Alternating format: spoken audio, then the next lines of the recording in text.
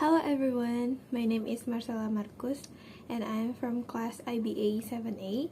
So today I will present about the implementation of total quality management in Coca-Cola companies. So for the chapter 1, I will explain about the introduction.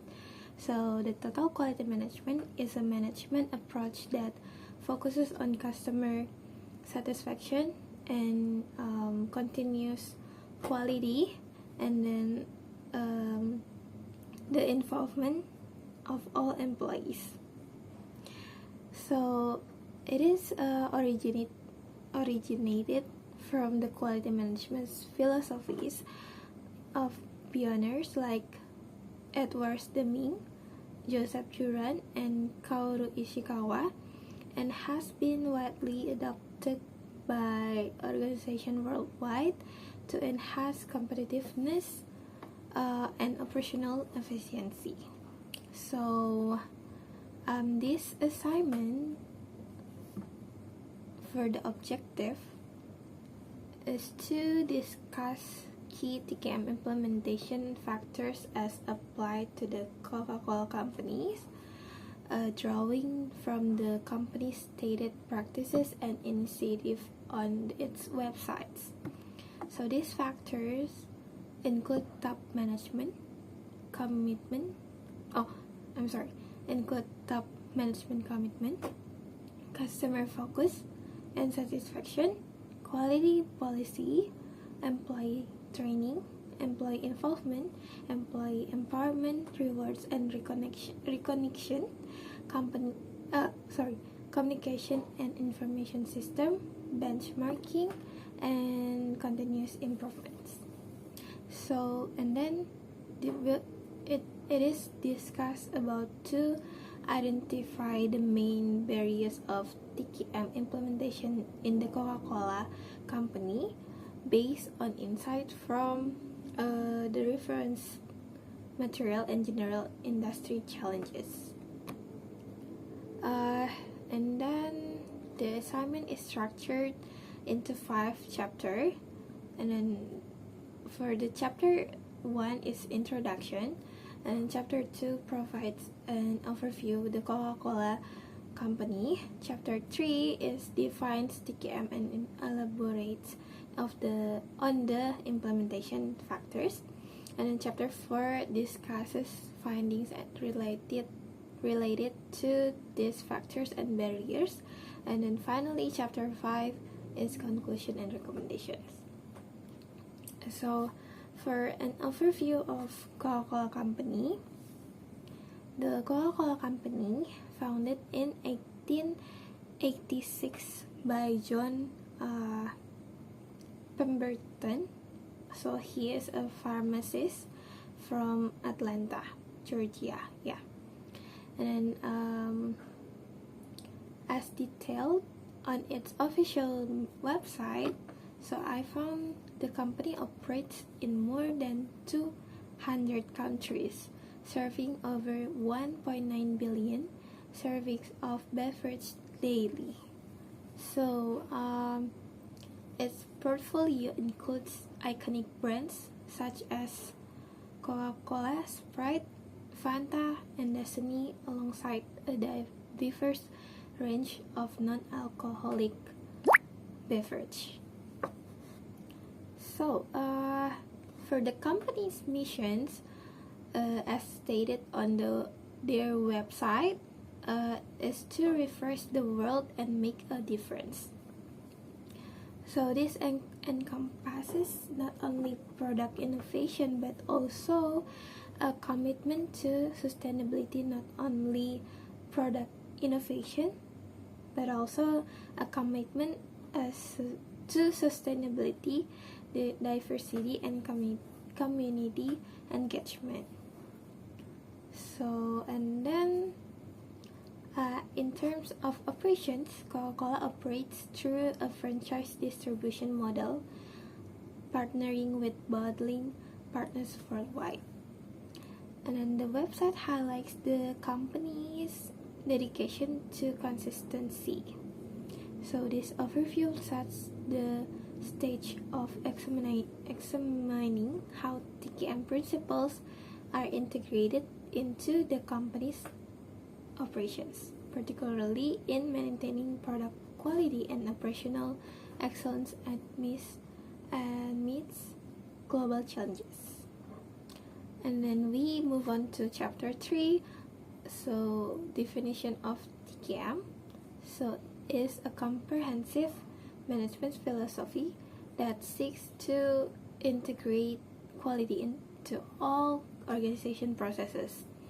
It involves a customer-centric approach where quality is defined by customer needs and all employees are empowered to contribute to continuous improvement.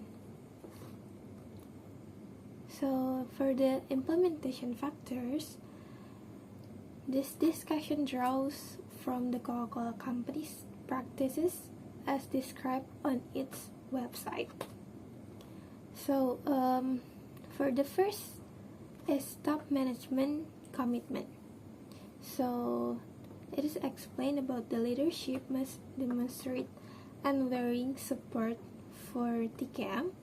At Coca-Cola, the company's executive team, including the CEO and board, actively promotes quality initiative as evidenced by their public commitments and sustainability and ethical practices on the website.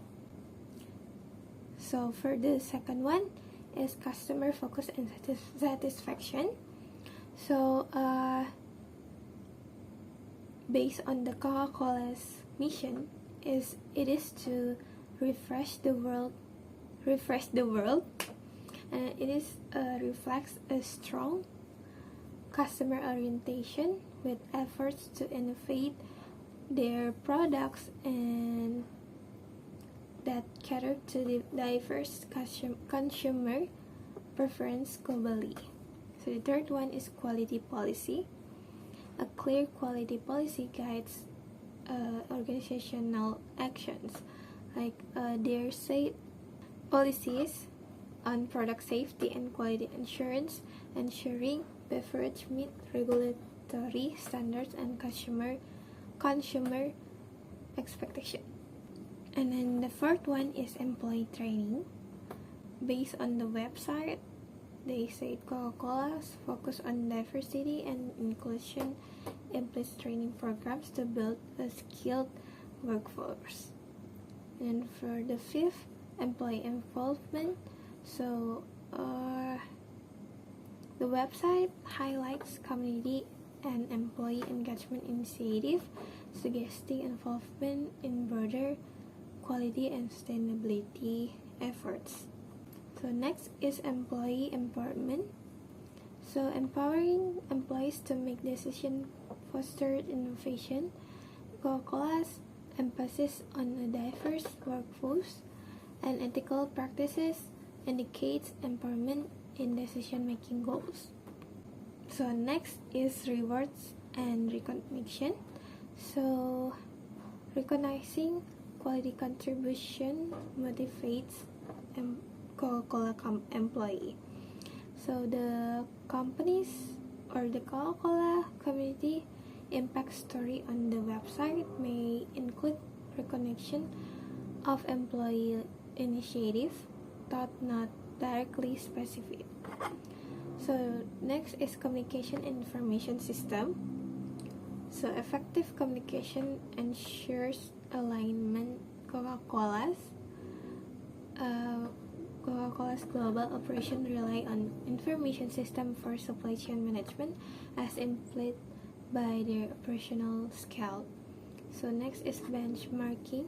Comparing practices with industry leaders drive improvement. So Coca-Cola's partnership and global presence suggests benchmarking against competitor in quality and sustainability. So the last is continuous improvement. So the website's focus on sustainability and innovation reflects a commitment to continuous improvement in product development and environmental practices. So for the chapter 4, it is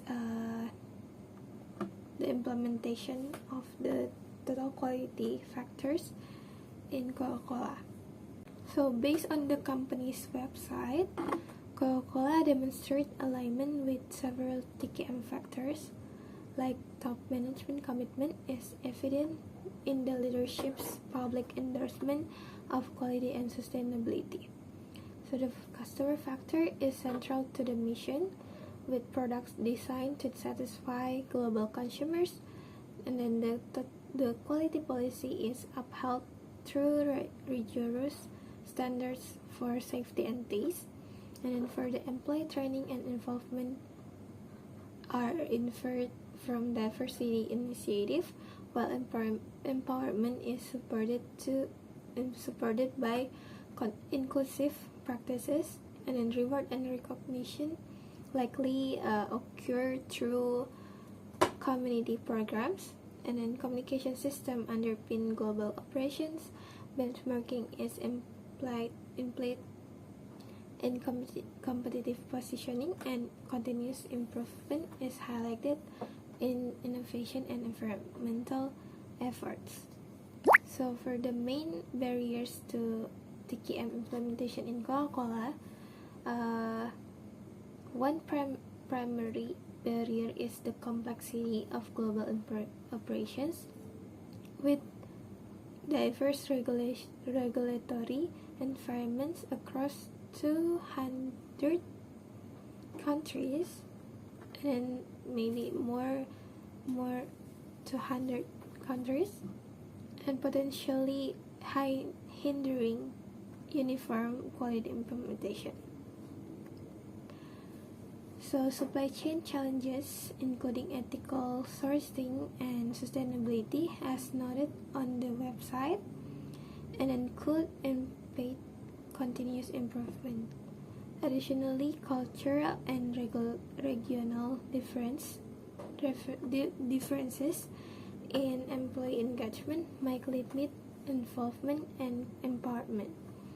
So economic pressures such as fluctuating raw material costs could affect research allocation for training and benchmarking. So finally, the franchise model may create inconsistencies in quality control among bottling partners, posing a barrier to cohesive TKM adoption. And then last, chapter 5 is conclusion and recommendations. In conclusion, the Coca-Cola companies exhibit many TKM implementation factors through its commitment to quality, customer satisfaction, and continuous improvement as reflected on its website. However, barriers such as global operational complexity and supply chain issues present challenges.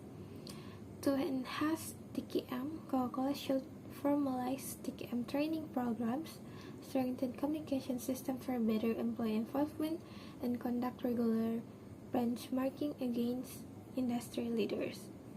Additionally, addressing barriers through standardized quality protocols across franchises could further integrate TKM principles. So that's all from me. Thank you.